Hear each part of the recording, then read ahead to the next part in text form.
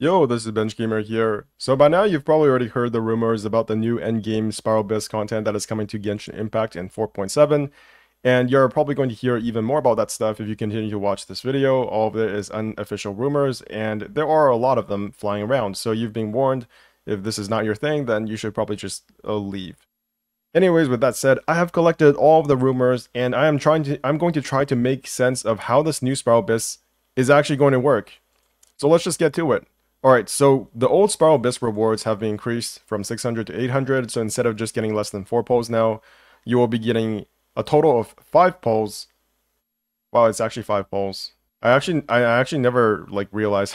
I don't really think about this stuff, but we really did not get anything with the old rewards, did we? Okay, so the old Spiral Abyss is going to give us 5 whole pulls now every 2 weeks, and the new Spiral Abyss is going to have a total reward pool of 620 or 600. It's not clear yet, but it's basically just 600 and to 620. There's like really no difference. The name of the new Spiral Abyss mode is called Fantasy Realm Epic Poem. I think this is like a direct translation from Chinese. So once the localizers get their hands on the new name and we get like official review of the new mode, they're probably going to name it something really, I don't know, like really flowery and really sophisticated. It's not really sophisticated, it just sounds dumb, but you know what I mean. We're going to get a Memory of Chaos, a Pure Fiction, or whatever the hell they name it. And it's going to be set in Mondstadt, just like the old Spiral Abyss, but it's going to happen in Lisa's library now. There's probably some kind of story explanation for this. But yeah, that's basically all the non-gameplay related info. It's in Mondstadt, it has a fancy name, and it's in Lisa's library. Okay, so let's get to the actual gameplay stuff. The new Spiral Abyss is going to have 8 floors, but it's only going to have 1 room per floor, unlike the old Spiral Abyss, which has 2 floors per room, 2 rooms per floor. So basically what it means is that there's just going to be 8 stages. It's going to have randomized enemies and 3 fixed bosses.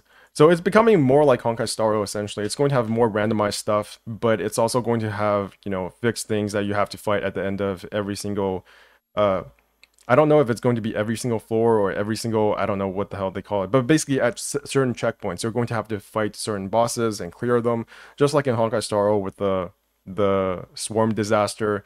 You always fight the swarm at the end of the floor, the dungeon. It's also going to have seasons, and only certain characters of certain elements can be used depending on the season. They're going to lock you to certain elements. So apparently the first season is going to be Anemo, Pyro, and I think it's like Electro, something like that. So you can only use characters of those elements. And I'm going to get into more detail about that later on. And there will also be certain characters that you can use depending on the season. Also going to get more into that later on. So here is the most important part, the most different part about the new Spiral Abyss compared to the old one. There are going to be 3 different types of characters that you will be using during the new Spiral Abyss, and they are categorized into opening characters, reserve characters, and guest characters. You will be given 6 opening characters. Well, more accurately, there will be 6 opening characters that are chosen for you per season. But all of the opening characters must be used at the start of the Spiral Abyss. Trial opening characters will be available to you if you do not have them, and I assume that the trial opening characters will have lesser stats and worse weapons and all of that stuff that goes along with trial opening characters, unless this is Honkai Star Rail, where the opening characters, the trial versions of the characters are actually sometimes better than yours, unless you're in the absolute end game. I realized this during the Phantalia fight when my Jingyuan was actually worse than the trial version, so maybe, who knows? Maybe the trial versions will actually be pretty decent, but knowing that this is Genshin Impact, probably not. So yeah, there are going to be 6 opening characters per season. They will be necessary and mandatory for you to do the Spiral Abyss when you first start it. And if you don't have the characters, then you will have to use trial characters. Opening characters will have buffs in the new Spiral Abyss as well as in the open world. So I'm guessing this is kind of confused me at first, but I think it kind of makes sense that they get a buff in the open world. It's kind of like, it's just another reason, it's just another way for you to feel FOMO so that you want to get those characters, because if you're a new player, then you're not going to be doing the new Spiral Abyss, are you? So they're going to have to give you a reason. They're going to have to give them FOMO as well. They can't just give people who want to do the new Spiral Abyss FOMO. They need to give the new players FOMO as well. So I'm guessing that's why they have a buff in the open world as well. It's just another thing for you to want to pull for the characters. Okay, on to the second set of characters, the second type of characters that you will be using in the new Spiral Abyss. these are called reserve characters, and reserve characters must be the elements chosen for that season. So if the season has Pyro, Electro, and Anemo, then those reserve characters can only be of those elements. And you will need to select reserve characters for each new difficulty level, of which there will be 3. So the first difficulty level requires you to have 4 reserve characters, the second one has 8 characters, and the third one 12 characters. And this is probably the most defining thing for the new Spiral Abyss, in my opinion, because those characters can only be of 3 elements, and most players who are not in the endgame will not have that amount of characters to use. There are some little things to offset this, like you can borrow 1 character from a friend, but only 1 character, and you can put them, I'm guessing, only in the reserve category, but maybe also in the original character category. Who knows? I think it's both. At this point, it's not really clear. All of this is still unofficial and subject to change, but I can already see where the new game mode is going. Basically, the entire thing is like a humongous FOMO for players, because at this point, all of the players that have been playing from the very start already have all of their teams figured out, right? We all have our favorite teams, and how are they going to make us pull for new characters? This is not, in my opinion, at first I thought this was supposed to compete with Honkai Star, and I think in part it is. I think the fact that Honkai Star has more endgame modes is very relevant to us getting this new endgame mode, but the purpose of this new endgame mode from a monetary standpoint is so heavily focused on making us want to pull for new characters is actually crazy.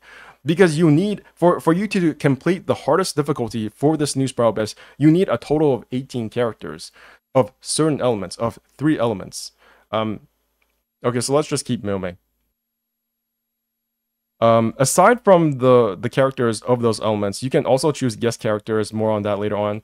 And the reserve characters are randomly unlocked by events. So this is also kind of like Honkai Star. In Honkai Star, when you reach certain points, reach certain checkpoints in the simulated universe, you can go download new characters. You don't have to use the characters you started with, and this is kind of like that, but it's probably even more RNG because it says it's randomly unlocked by events. So even if you choose like your favorite character, even if you get to choose your favorite characters, it's not necessarily the case that you will get to use them all the time. So maybe you will have to do like different runs. I don't know if there is a stamina system. I hope there is not a stamina system. I don't want this to be locked behind stamina, but it could be the case that you will need to use stamina to do this Spiral Abyss, so that you don't just redo it over and over and over again to get your favorite characters every single time. This is me just speculating, but I think it's possible because they also had a stamina requirement for you to do the story in Zenless Zone Zero during the betas. So they're thinking about that stuff at Hoyoverse. Hopefully it's not, but it could be the case. Aside from the reserve characters, the third type of characters is called the guest characters. There's going to be 4 of them, and these guest characters, like the opening characters, are also chosen for you. And these characters are not subject to the elemental restrictions. So if the elemental restrictions for that season are like Anemo, Pyro, Electro, then the guest characters could be like Alhaitham, they could be like Alhaitham, they could be like Neuvillette or whoever, and you will be able to use those characters if you have those characters. There is no trial version for these characters. So this is another layer of FOMO. Not only do you need to have characters of a certain elemental type for the reserve characters, as well as the opening characters, because the opening characters you can only choose trial versions if you don't have those characters. So you are able to do the Spiral Abyss, but in a shitty way if you don't have the characters. And then there are the reserve characters, which you can make up for with the guest characters or by borrowing a character from your friend, but only 1 character, so you still need at least 3 other characters of those elemental types if you want to do the Spiral Abyss on the easiest difficulty, and 7 characters if you want to do it on the second difficulty, and then what was it? 12 characters, 12 reserve characters for the third difficulty. So this whole mode is a humongous character check. So guest characters are not subject to the elemental restrictions, but you cannot use the trial version. So if you don't have those characters, then you're just kind of fucked. You can borrow 1 character from a friend, and yeah, there's 3 difficulty levels. The first difficulty requires 10 characters, second difficulty 14 characters, and third difficulty 18 characters. So what does this all mean? as I said before, this entire Abyss mode is a character check.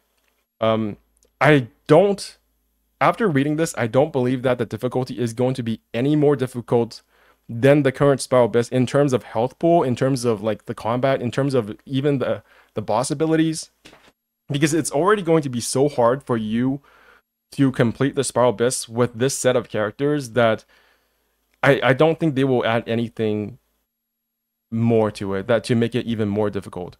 So essentially, my speculation right now is that given what we know about the new Spiral Abyss mode, it is going to be harder based on what characters you have. If you are an Omega level whale who has every single character, this Spiral Abyss will still be super duper easy for you.